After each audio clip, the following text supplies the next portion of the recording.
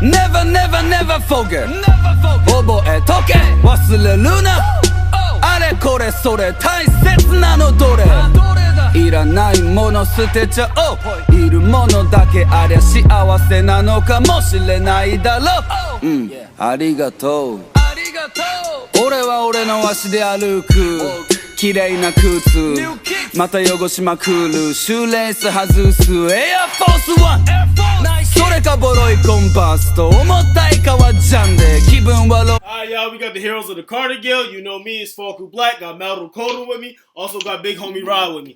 And today is almost about that time. Right now it's July. As I mentioned to you guys before, we started this, I would say, we started this around December, if I'm not mistaken. And it's about that time that we start getting some of these awards in. We're going to talk about today is Moment of the Year. Now, you know, when it came down to anime this year, starting from the winter of 2018, there's a lot of great moments, a lot of great shows. And we got to talk about it, you know what I'm saying? A lot of these moments that make you want to hit up a friend you ain't talked to a while ago, be like, yo, did you see that moment? Did you see what happened? All that good stuff. We got a lot of categories to talk about. So what I'm going to do is, I'm going to put an anime out there. I'm going to let Big Homie Rod, I'm going to let Malk, I'm going to let them basically explain, let me know if that's the moment of the year or not. And if it is, if it's not, just give me a little explanation. First one I want to talk about is, we know we are heroes! Talk to me about One Punch Man. Any iconic moments, anything like that that resonated within you guys. Talk about it. Boy, when adult Gohan and the rest of the niggas came to the shed, how you say that, Garo? Yeah. Yeah.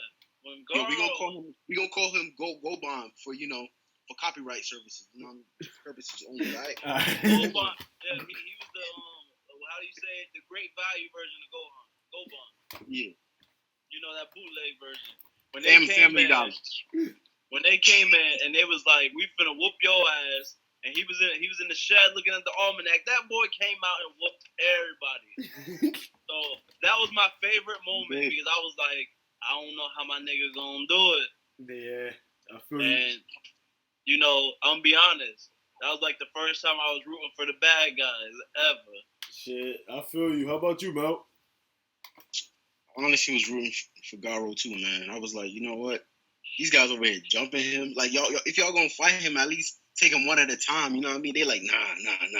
All of us, we trying to prove ourselves. How you gonna prove yourself by jumping somebody? They did the first 10 minutes of Endgame, bro. But they failed. Yeah, they failed badly. There is one moment that I want to talk to you guys about. Then we can elaborate a little bit more. Is after all that situation happened, freaking Garo's all banged up. Then Genos gave the good hands. But let me talk about I would say Master of the Year ass whooping that he had to give. It was almost that he beat his ass as if he was Bang beat his ass as if he was freaking Garo's dad. It came to the point that he said, that ain't it. It came to a point I thought they was going to have to hold him back. I thought freaking, what's it going? Bomb was going to have to hold him back and be like, get off me. Get off me. I ain't done with him. Just He's going to come back and just start whooping them right. Bro, how y'all feel about that, bro? Was that a well-deserved ass whooping? Did he need that or what's up? Nah, I think that ass whooping just going to make him train harder so he can come back and probably kill Bang. Big facts. Before we move on, what about you, Mel? I just think my boy Bang, he's not done with him, man. Mm-mm. He about to come crazy when you see him again, bro. He take that belt off. That's why. Spoilers. You know what I mean? He about to use the different belt. He about to use the iron side. You feel me? He about to use the buckle. Facts. It's over next time. I want to talk about Dororo, and I want to talk about The Promise of Neverland. Whoever wants to go first, hit me with two of your iconic moments real quick. Go. That legendary escape. You feel me? That was beautiful. Everything thought out. They freaking messed up the mom's head to a point where she was like, wait, made her second guess 3 times. And they did what she originally thought they were gonna do. And then it was just like, bah, too late. Even when Emma figured it out, too late. You're right. Even when Emma had her head down like she was sad, she was plotting the whole time. I was like, yo, this is crazy. That was definitely iconic. And the scene when she was running on top of the wall, the tall wall, she was like, good luck out there. Like she literally wished them well, you know what I mean? Thanks. Wish that they would actually try to make it out somehow, you know what I mean? I thought that was super dope. Oh, Elizabeth Mama, yeah. Moment of the year. Rodney. She was bad. I don't know, bro. I don't know, man. My favorite moment in Dororo, to be honest, was the ending when he went back to the temple where where they was praying to the demons, and his dad was sitting there. I thought he was gonna murk his ass, and he dropped his sword at him. Had his dad in his thoughts, bro. He was like, "What kind of kid you could have been, man?" He was like, "Bro." That was that moment that was a game changer because his father was raised to think that, all right, he was the devil. Because of him, we had famine and shit. But for Hyakimaru to just stab the sword in freaking the helmet and be like, look, you got to deal with your shit on your own, told his father that maybe if I didn't resent this boy, he could have been the reason why we didn't have famine. And we ain't even have to worry about the demons and shit. You know what I'm saying? And let's go. Dororo, Promised Neverland. Now let me hit you with two more. We got Attack on Titan, and we also got Rising of the Shield Hero. Talk to me. We got two moments, in my opinion. We got the Raftalia consoling moment with my boy Naofumi. I thought that was really touching. It was a great way for the audience to be like, to connect to how she was feeling about him, like leaving and staying or whatever. When they fought the priest, they fought the priest, and my boy pulled up with this super legendary weapon with all their weapons in one. Mm-hmm. That was insane.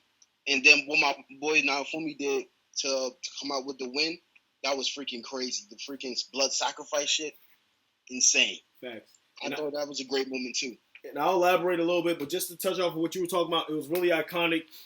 In a world where Naofumi thought it was just him, you know, the freaking king in the beginning already resented him. He felt like, I can't do anything in this world. It's just me alone. And for Raftalia to be like, you can be my shield, but I'll be your sword. Let him know that in this world, if everybody hates you, just know, it's just like what Killua said to freaking Alika, when he was like, if everybody in this world hated you and I loved you, would you care? It was a moment like that. All he needed was just one person. Yeah, Philo came later on, but all he needed was one person in this world that hated him to be like, I actually love you. You know what I'm saying? Yeah. And for Attack on Titan, not really a fighting scene, but it was an iconic scene when we had an owl basically about to put the syringe in Grisha's neck, and he said, we have to do this in order to save Mikasa and Armin, whatever the nigga name is. And he was like, what do you mean by that? Now, this is like 15 years to 20 years before they're even born. And this is happening. This basically showed us the power of the Attack Titan, or any Titan of that sense, and how they got the power to see the future. They got the power to do all this extra stuff. It basically gave us answers. It basically was a plot twist, because we was watching the show to believe that, do we trust the Titans? Actually, yes, we do, because there was people that was around to try to have the power of the Titans and keep it in good hands. Versus in the beginning, we thought Titans were just bad in general. You get what I'm saying? How you guys feel about any Black Clover moments, any Demon Slayer moments, or any anime that you watch moments? Just give me anything right now. The floor is yours. Demon Slayer. When we finally got introduced to Michael Jackson.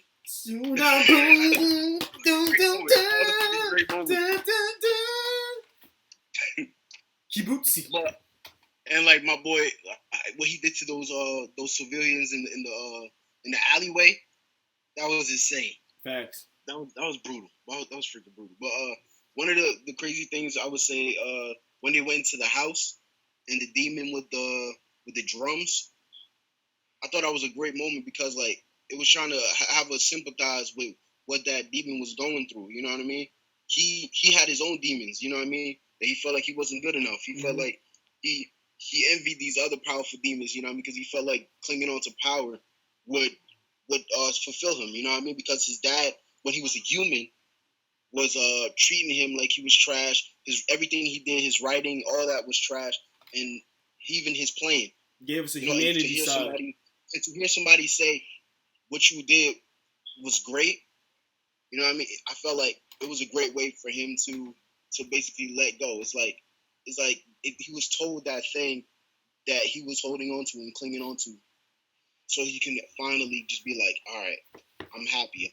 I can rest in peace now. Definitely. Now, I definitely agree with you with that, especially with Demon Slayer. Like, we're starting to get the notion, and it happened with Ogre that had like the little soccer balls that turned into, like, that blew up and shit. What we're seeing is, even though they're demons, like a lot of shows like Tokyo Ghoul, the ones that don't know about ghouls, they think that they're evil and dangerous. The ones that don't know about demons, they think that they're dangerous or whatnot. But it's like Tanjiro's the one that's seeing that even though they are demons, they have a humanity side to them as well. You get what I'm saying? Just like what you said, old boy with the drums and stuff, he was like, somebody finally acknowledged me, thank you. He was able to rest in peace after that. It was like not even sad no more for him anymore, like that. All right, guys, as I always say, subscribe to our Instagram, our Facebook, our Twitter, all that good stuff. Make sure you subscribe to our YouTube channel, you know, hit that bell icon and all that good stuff. And if Rodney want to say it, let me know if you want to say it. Nah, you got it, man. You got it this time. No? I don't know how to say it, man. I got It's a lot of pressure. But hey, like I always say, not giving up is our magic powers. Like it should be your magic powers. Till next time. Woo! Oh! Never forget.